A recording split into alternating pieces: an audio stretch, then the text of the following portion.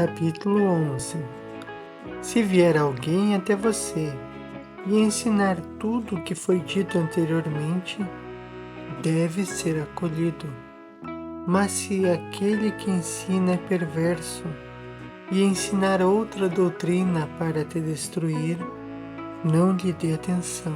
No entanto, se ele ensina para estabelecer a justiça e conhecimento do Senhor, você deve acolhê-lo como se fosse o Senhor. Já quanto aos apóstolos e profetas, faça conforme o princípio do Evangelho. Todo apóstolo que vem até você deve ser recebido como o próprio Senhor. Ele não deve ficar mais de um dia ou, se necessário, mais outro. Se ficar 3 dias, é um falso profeta. Ao partir, o apóstolo não deve levar nada a não ser o pão necessário para chegar ao lugar onde deve parar.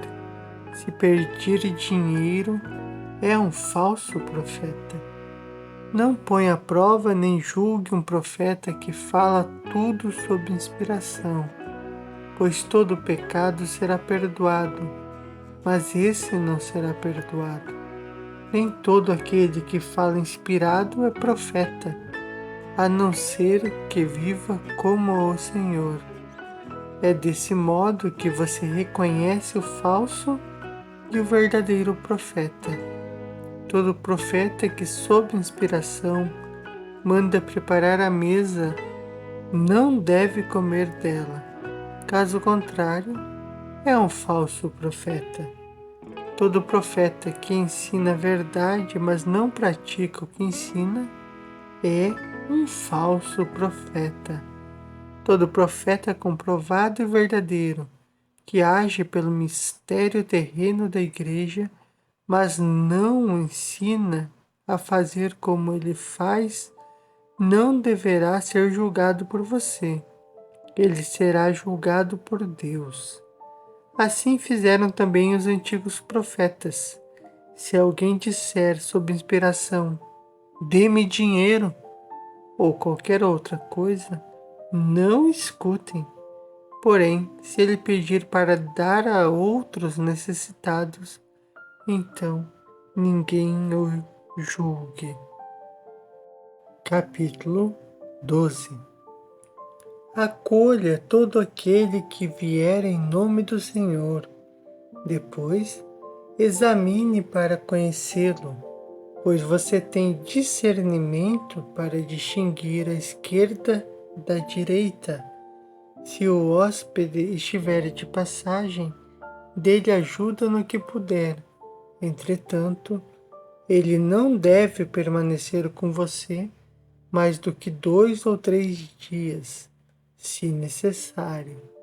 Quem quiser se estabelecer e tiver uma profissão, então que trabalhe para se sustentar. Porém, se ele não tiver profissão, proceda de acordo com a prudência, para que um cristão não viva ociosamente em seu meio. Se ele não aceitar isso, trata-o como um comerciante de Cristo. Tenha cuidado com essa gente. Capítulo 13. Todo verdadeiro profeta que queira estabelecer-se em seu meio é digno do alimento. Assim também o verdadeiro mestre é digno do seu alimento, como qualquer operário. Assim, tome os primeiros frutos de todos os produtos da vinha e da eira, dos bois e das ovelhas, e os dê aos profetas, pois eles são os seus sumos sacerdotes. Porém, se você não tiver profetas, dê aos pobres. Se você fizer pão, tome os primeiros e os dê conforme o preceito.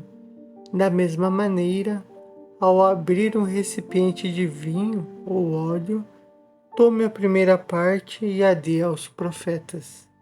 Tome uma parte do seu dinheiro, da sua roupa e de todas as suas posses, conforme lhe parecer oportuno, e lhe os dê de acordo com o preceito.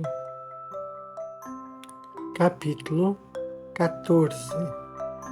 Reúna-se no dia do Senhor para partir o pão e agradecer, após ter confessado seus pecados, para que o sacrifício seja puro.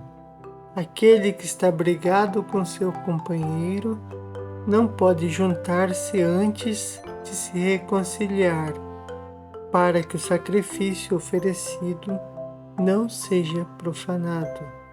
Esse é o sacrifício do qual o Senhor disse: em todo lugar e em todo tempo seja oferecido um sacrifício puro, porque eu sou o grande Rei, diz o Senhor, e o meu nome é admirável entre as nações. Capítulo 15. Escolha bispos e diáconos dignos do Senhor. Eles devem ser homens mansos, desprendidos do dinheiro, verazes e provados, pois também exercem para vocês o ministério dos profetas e dos mestres. Não os despreze, porque eles têm a mesma dignidade que os profetas e os mestres. Corrija uns aos outros, não com ódio, mas com paz, como você tem no Evangelho. E ninguém fale com uma pessoa que tenha ofendido o próximo, que essa pessoa não escute uma só palavra sua até que tenha se arrependido. Faça suas orações, esmolas e ações da forma que você tem no Evangelho de Nosso Senhor. Capítulo 16. Vigie sobre a vida uns dos outros. Não deixe que sua lâmpada se apague, nem afrouxe o cinto dos rins. Fique preparado, porque você não sabe a que horas Nosso Senhor chegará. Reúna-se com frequência para que juntos procurem o que convém a vocês, porque de nada lhe servirá todo o tempo que viveu a fé, se no último instante não estiver perfeito. De fato, nos últimos dias se multiplicarão os falsos profetas e os corruptores. As ovelhas se transformarão em lobos e o amor se converterá em ódio. Aumentando a injustiça, os homens se odiarão, se perseguirão e se trairão mutuamente.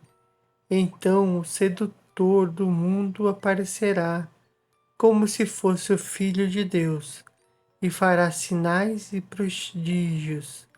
A terra será entregue em suas mãos, e cometerá crimes como jamais foram cometidos desde o começo do mundo. Então toda criatura passará pela prova de fogo, e muitos, escandalizados, perecerão. No entanto, aqueles que permanecerem firmes na fé serão salvos por aquele que os outros amaldiçoam. Então aparecerão os sinais da verdade. Primeiro, o sinal da abertura do céu. Depois, o sinal do toque da trombeta. E em terceiro, a ressurreição dos mortos. Sim, a ressurreição, mas não de todos, conforme foi dito. O Senhor virá e todos os santos estarão com ele. Então o mundo assistirá ao Senhor chegando sobre as nuvens dos céus.